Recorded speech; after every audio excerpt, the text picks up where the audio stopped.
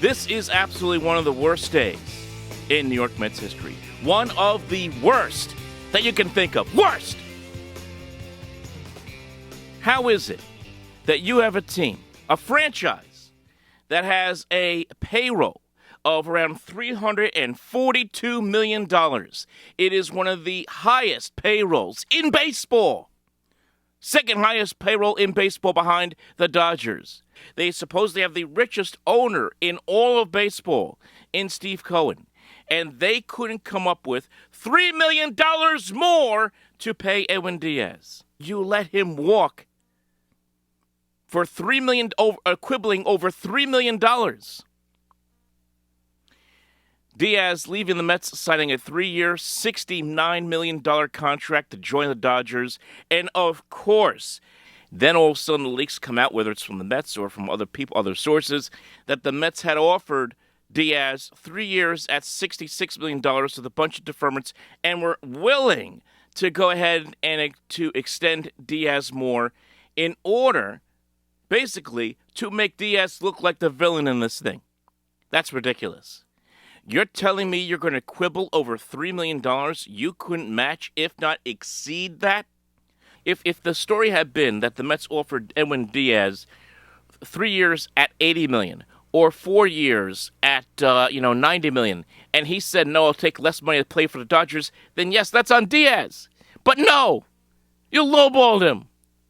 Diaz decided to take better money with the Dodgers, a better chance at winning right now, and not to mention a chance to pitch with his brother, who's over there in L.A.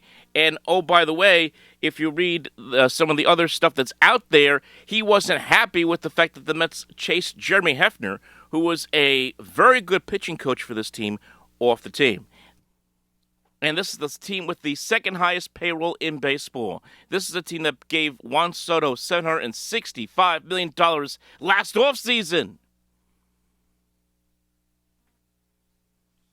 Edwin Diaz, for all the warts he had in 2019, when he first came here via trade, was spectacular with the Mets over the last several years, and the Mets let him walk. David Stearns lets him walk. Steve Cohen lets him walk. And this is on Stearns because he looks terrible right now.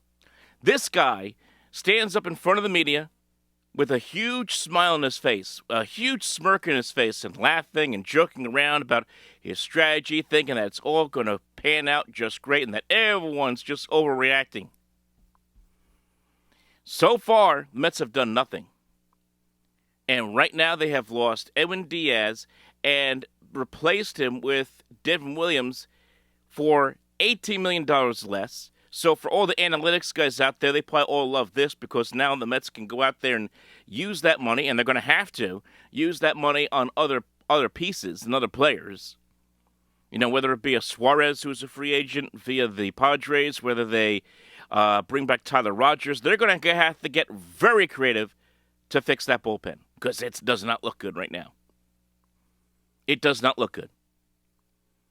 You're going to have Devin Williams, who had a bad year as a closer last year with the Yankees. Granted, yes, was very good in the closer's role when he was with the Milwaukee Brewers before that. You're now betting 1,000% that Devin Williams in 2026 can be what Edwin Diaz was in 2021, really 2022, really in 2022. That's what you're betting on. You're betting that he has that full circle turnaround that Diaz did back then. That's a heck of a bet. That's a heck of a bet by David Stearns and the Mets. And then you add the fact that Kyle Schwarber, who the Mets were flirting with, apparently they offered him 3 years, $120 million. He instead takes 5 years, $150 million from the Philadelphia Phillies. He goes home, goes back to Philadelphia. So now if you're the Mets, you almost have to sign Pete Alonso. Will they? I have no idea.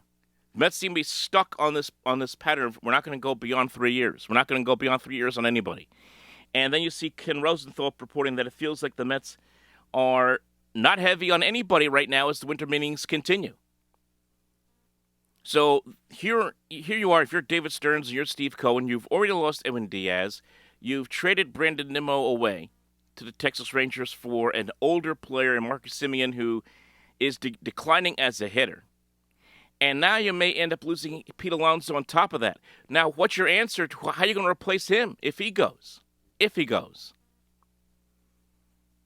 This is a disaster right now for the Mets. If this continues, if Alonso goes too, this is a mega disaster for the Mets.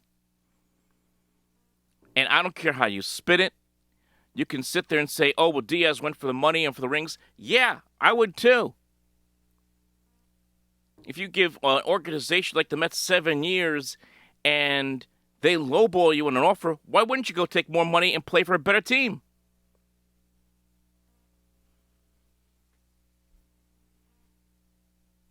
Unbelievable. And this general manager right now, as far as you can see, we see it all over the internet. Met fans are angry at David Stearns. And you can understand it because you take a look at this guy's history. Since taking over as president of the team, it hasn't been that great. Hasn't been that great. Okay? As I said, you've seen valuable pieces that are a part of this franchise, cornerstone players get traded or sign elsewhere. You've now seen him not bring back guys like Jose Iglesias and Harrison Bader, who are key clubhouse guys in 24, didn't bring them back in 25. We then have all these reports that the clubhouse is fractured in 25 that we just saw. And, of course, Stearns' inability to reshape that bullpen and, of course, a terrible job in shaping a rotation last year. Frankie Montas getting $17 million a year on a 2-year deal, and they had to buy him out this year. He's done a bad job. Trades for Cedric Mullins and for Ryan Helsley that did not work out. And now you have this. This is a big black eye. There's no way, you can't look at this and sit here and say the Mets are better today than they were a week ago. They're not. Right now they have a question mark at the closer role. They have question marks at first. They have question marks at 2 outfield positions. They really have questions now at second base with Simeon, who's older at second. And, what are you going to do with McNeil? What are you going to do with some of these younger guys like Mauricio and Luis Angel Acuna? Who's going to be at the second baseman long term? You have questions at third base.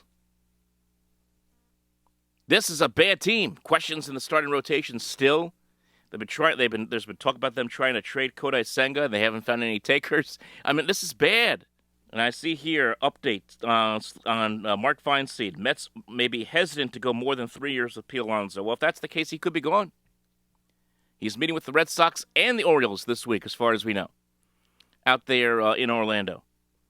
It's not good. So, I sit there and I think to myself, where are we going here with the Mets? Where are we going with this?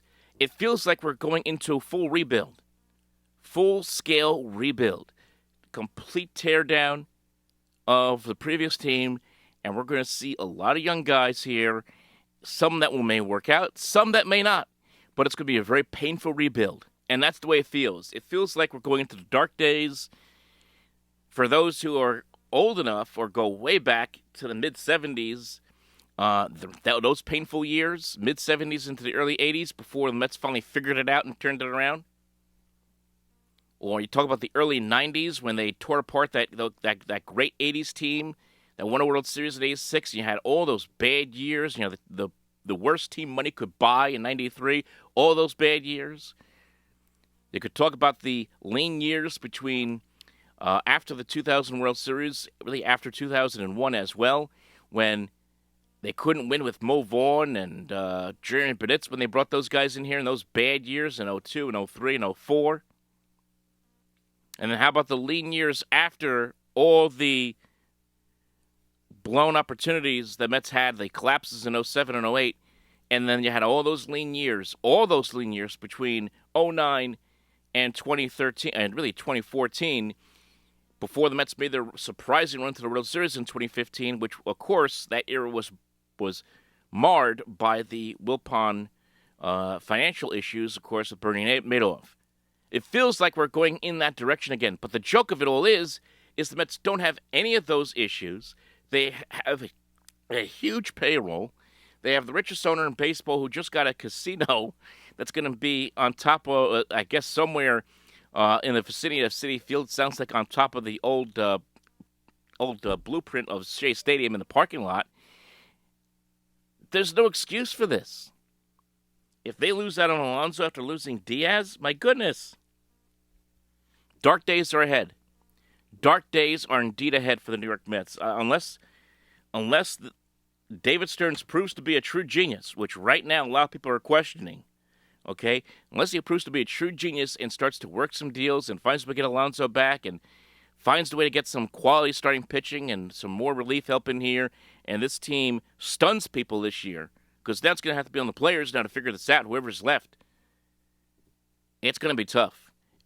I can sit here and tell you they better figure it out, but the fact is they seem stuck in their ways with what they're doing right now, and it looks like right now there's no hope and no turnaround. As Edwin Diaz, one of the more popular players among the fan base, excellent closer, leaves for a better chance at a World Series ring with the Los Angeles Dodgers. If that doesn't say what the state of the Mets are right now, I don't know what does. Like, subscribe, leave your thoughts below.